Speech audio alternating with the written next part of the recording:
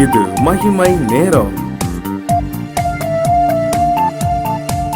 ஆண்டவராகிய இயேசு கிறிஸ்துவின் இனிதான நாமத்தினாலே உங்கள் அனைவரையும் மகிமை டிவியின் சார்பாக வாழ்த்தி வரவேற்கின்றேன்.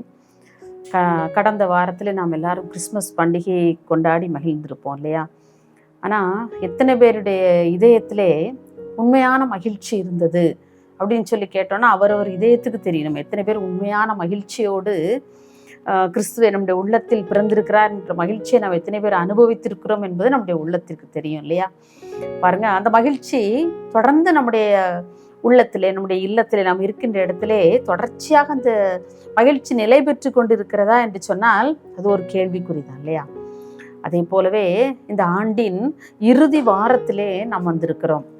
இந்த வருடம் முழுவதும் ஆண்டவர் நம்மை பாதுகாத்து எத்தனையோ ஆபத்துக்கள் நம்மளை சூழ்ந்திருந்திருக்கலாம், எத்தனையோ விபத்துக்கள், நாசங்கள் எல்லாவற்றின் மத்தியிலே ஆண்டவர் நம்மை நடத்தி வந்திருக்கிறாரே. அப்படிப்பட்ட ஆண்டவருக்கு நம் நன்றி செலுத்துகிற இதயத்தோடு நாம் இந்த நிகழ்ச்சியை கேட்போம் என்று சொன்னால் அது மிகுந்த ஆசீர்வாதமாக இருக்கும்.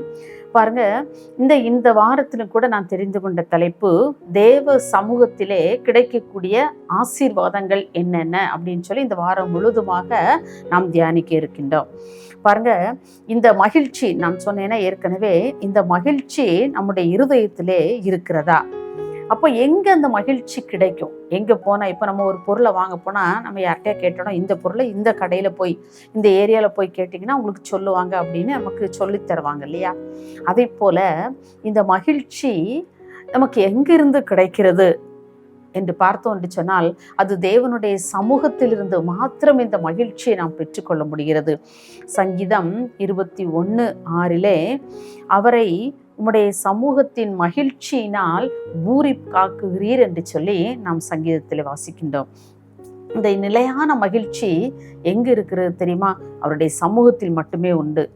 நாம் அவருடைய சமூகத்தை நித்தம் நாம் வாஞ்சிக்கிறோமா? தாவீது கூறுகின்றார், தன்னுடைய அனுபவத்திலிருந்து எழுதுகின்றார், அவருடைய சமூகத்தில் நித்திய பேரின்பம் உண்டாம். பாருங்க, அவருடைய சமூகத்துக்கு நம்ம சென்றோம்னு சொன்னா, அவருடைய சமூகத்துக்கு நம்ம ஓடணும்னு சொன்னா அவருடைய சமூகத்தில் நித்திய பேரின்பம், அதாவது மகிழ்ச்சி. அவருடைய சமூகத்திலே மாத்திரம் அந்த நிகழ்ச்சி இருக்கிறது. அவர் சமூகம் அத்தனை இன்பமானது. அவர் சமூகத்தில் அமர்ந்திருந்து அந்த மகிழ்ச்சியால், அந்த பேரின்பத்தால் நிரப்பப்பட்ட அந்த அனுபவம் நமக்கு இருக்கிறதா? வேற எங்க போனாலும் மகிழ்ச்சி, ஒருவேளை சினிமா பார்க்குறவங்களா இருந்தால் அந்த மகிழ்ச்சி எவ்வளோ நேரம் நீடித்திருக்கும்? ஒரு 3 hours இருக்கும், அவ்வளோதான். இல்லை வேற எந்த கீழுக்கு நம்ம போனோம்னு சொன்னால் நம்முடைய மகிழ்ச்சி ஒரு 1/2 hour, இல்லை ஒரு 1/2 மணி நேரம், இல்லை 1 மணி நேரம், இல்லை ஃப்ரெண்ட்ஸ்கிட்ட பேசிக்கிட்டு இருந்தோன்னா அது ஒரு 20 minutes, அவ்வளோதான். அந்த மகிழ்ச்சி நிரந்தரமாக நம்முடைய உள்ளத்தில் இருப்பதில்லை. ஆனால் தேவ சமூகத்திலே நாம் அமர்ந்திருப்போம் என்று சொன்னால் அந்த மகிழ்ச்சி ஒரு நிரந்தரமான, ஒரு நிலைவரமான மகிழ்ச்சியாக இருக்கின்றது.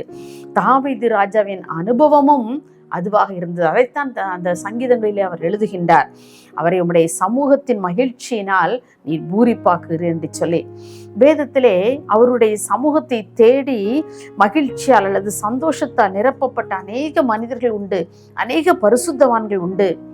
பாருங்க, அதுல விசேஷமா நம்ம அன்னாள் அப்படிங்கிற ஒரு தாயை குறித்து நம்ம எல்லாரும் அறிந்திருக்கிறோம். சிறு குழந்தைங்க கூட அந்த அன்னாள், சாமுவேல், அந்த நிகழ்வுகள் எல்லாமே நல்லா தெரியும் இல்லையா?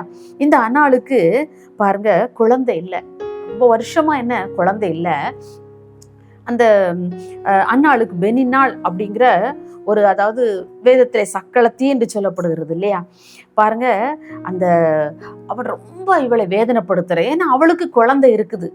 அவளுடைய கணவன் இவளை திருமணம் செய்த பின்பு அந்த பெனின்னாளுக்கு குழந்தைகள் பிறக்கிறது. அன்னாளுடைய கர்ப்பத்தையோ கர்த்தர் அடைத்திருந்தார், அவளுக்கு குழந்தை இல்லை. ஆகவே அவளுடைய மனது ரொம்ப வியாகுலப்படுகிறது. அவள் தன்னுடைய வசை சொற்களாலே அவளை மனம் நோகடிக்கிறாள். அந்த கடும் வசை சொற்கள், அந்த ஏளனங்கள், இவை எல்லாவற்றிலும் தாங்க முடியாமல் அந்த பலவீனமான கனத்த இதயத்தோடு அவ எங்க போறா தெரியுமா? கணவனோட போய் சண்டை போடல, வேற யாரிடத்திலும் போய் தன்னுடைய பிரச்சனையை சொல்லலை. இன்னைக்கு நமக்கு ஒரு பிரச்சனைனா, நம்ம வீட்டுக்குள்ளே ஏதோ ஒரு பிரச்சனைன்னு சொன்னா நம்ம உடனே யார்கிட்ட சண்டைக்கு போறோம்? மனைவிமார் கணவனிடத்திலே சண்டைக்கு போறோம். பாருங்க, உங்க வீட்டுக்காரங்க இது சொல்லிட்டாங்க, உங்க வீட்டுக்காரங்க இதை செஞ்சுட்டாங்க, உங்க அம்மா இப்படி சொல்லிட்டாங்க, உங்க அண்ணன், உங்க தம்பி, உங்க தங்கச்சி இப்படி சொல்லிட்டாங்க, இப்படி செய்துட்டாங்கன்னு சொல்லி நம்ம உடனே கணவனோட என்ன செய்யறோம்? சண்டைக்கு போகிறோம் இல்லையா? வீணான வாக்குவாதங்கள்ல ஈடுபடுறோம். ஆனால் இந்த அன்னாள் இதை குறித்துமே அவள் கவலைப்படவில்லை. எல்கானாவிடத்திலே போய் அவள் எதையுமே நான் சொல்லலை. நேராக அவளுடைய பாரமான இதயத்தை, அவளுடைய கனமான இதயத்தை, அவளுடைய பலவீனமான இதயத்தோடு எங்கே போறா? தேவ சமூகத்தை நாடி ஓடி அவள் செல்கிறதை நாம் வேதத்தில் வாசிக்கின்றோம். பாருங்க, அங்கு சென்று நம் வேதத்தில் வாசிக்கின்றோம், தன்னுடைய இருதயத்தை ஊற்றி விட்டாள் என்று சொல்லி. அப்போ இருதயத்தில் எந்த வேதனைகளோ, எந்த பாரங்களோ, எந்த கஷ்டங்களோ எல்லாவற்றையும் அப்படி ஒரு தண்ணியை, ஒரு செம்புல இருந்து ஒரு தண்ணி தரையில கொட்டுறோம்னு சொன்னா முழுசும் நம்ம கொட்டிடுவோம் இல்லையா? அப்படிப்பட்ட முழுவதும் கொட்டப்பட்ட ஒரு இருதயம் அன்றைக்கு அவளுக்கு இருந்திருக்கிறது. அப்படியே தண்ணீரை போல அவருடைய சமூகத்தில் தன்னுடைய கவலைகள், பாரங்கள், கஷ்டங்கள், அவருடைய நிந்தனைகள், பரிகாசங்கள், ஏளனங்கள் எல்லாவற்றையும் அவருடைய சமூகத்திலே அவள் கொட்டிவிட்டாள். அவருடைய சமூகத்தை நாடி சென்ற அவளுக்கு அவருடைய சமூகம் மகிழ்ச்சியை கொடுத்தது, சந்தோஷத்தை கொடுத்தது.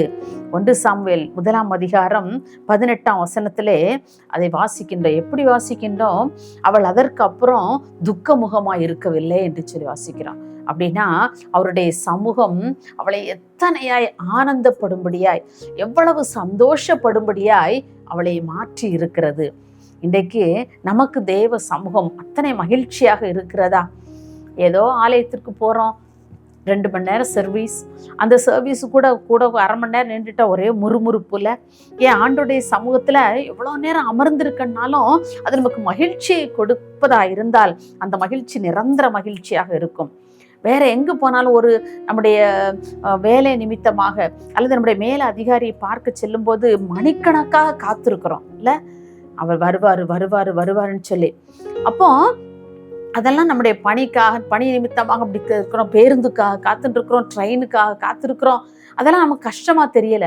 ஆனா நம்முடைய ஆலயத்திலே ஆராதனைகள் நீண்டு கொண்டே சென்றால் மக்கள் முறுமுறுப்பதை நாம் கேட்டிருக்கிறோம்ல. அப்போனா என்ன அர்த்தம்? அவருடைய சமூகம் நமக்கு மகிழ்ச்சியை கொடுக்கவில்லை. ஏதோ சடங்காச்சாரமாக நான் ஓய்வு நாளிலே ஆலயத்திற்கு வருகிறேன், அதுதான். உண்மையாக நாம் அவரை ஆராதிக்க வந்தோம் என்று சொன்னால், உண்மையாக நாம் அவருடைய சமூகத்தை தேடி வந்தோம் என்று சொன்னால் அதிலிருந்து கிடைக்கின்ற அந்த மகிழ்ச்சிக்கு ஒரு அளவே இல்லை. அன்றைக்கு அன்னாள் அதுக்கு ஒரு முன்னுதாரணமாக இருக்கின்றாள். அவருடைய சமூகம் அவளுக்கு மகிழ்ச்சியை கொடுத்தது. அவள் அதற்கு அப்புறம் துக்கமுகமாக இருக்கவில்லை, அவள் போஜனம் பண்ண ஆரம்பித்தாள். எனக்கு அன்பானவர்களே, இதை கேட்டுக்கொண்டிருக்கிறவர்களே, ஆம், ஒவ்வொரு நாளும் நாம் அன்னாளை போல அவருடைய சமூகத்துக்கு வந்து அவருடைய சமூகத்தின் மகிழ்ச்சி நாம் நிரப்பப்படும் போது, நம்முடைய வீட்டிலே நாம் தனியாக அமர்ந்திருப்போம் என்று சொன்னால் அவருடைய சமூகத்தில் அமர்ந்திருப்போம். அந்த எல்லையில்லாத அந்த இன்பமான அந்த அனுபவத்தை நாமும் பெற்றுக்கொள்வோம். இந்த மகிழ்ச்சி இன்றைக்கு உங்களுக்கு வேண்டுமா? தேவ சமூகத்தை நாடி பாருங்கள். தேவ சமூகத்தை நாடி பார்க்கும் பொழுது நிச்சயமாக அந்த மகிழ்ச்சி உண்டு. அந்த மகிழ்ச்சிக்காக நாம் ஆண்டவரிடம் வேண்டுவோமா? மகா இரக்கமும் கிருபை என்றிருந்த எங்கள் அன்புலே சுவாமி, இந்த அருமையான நல்ல முதல் நாளின் காலை வேளைக்காக உமக்கு நன்றி செலுத்துறோம்ப்பா. ஆண்டவரே, இந்த ஓய்வு நாளில் கூட உடைய ஆலயத்திற்கு செல்ல எங்களுக்கு நீ கிருபை கொடுக்கிறதற்காய் ஸ்தோத்திரம். உடைய சமூகத்திலே அமர்ந்திருந்து நாங்கள் மகிழ்ச்சியை பெற்றுக்கொள்ளும்படியான கிருபை எங்களுக்கு நீங்க கொடுக்கிறதற்காக உமக்கு ஸ்தோத்திரம். எத்தனையோ பேர் பலவிதமான வேதனையில் இருந்தாலும் கூட அன்னாளை போல உம்முடைய சமூகத்திற்கு ஓடி வந்து உம்முடைய சமூகத்திலிருந்து கிடைக்கின்ற அந்த மகிழ்ச்சியை பெற்றுக்கொள்ள கர்த்தர் நீங்க கிருபை கொடுக்கும்படியா நாங்கள் ஜெபிக்கிறோம். அப்படியே வேண்டி நிற்கிற ஒவ்வொரு பிள்ளைகளுக்கும் ஏற்ற கிருபைகளையும் மகிழ்ச்சியையும் சந்தோஷத்தையும் சமாதானத்தை கர்த்தர் நீங்க அருளி செய்ய போகிறதற்காக உமக்கு நன்றி செலுத்துகிறோம். இயேசுவின் நாமத்தில் பிதாவே, ஆமென்.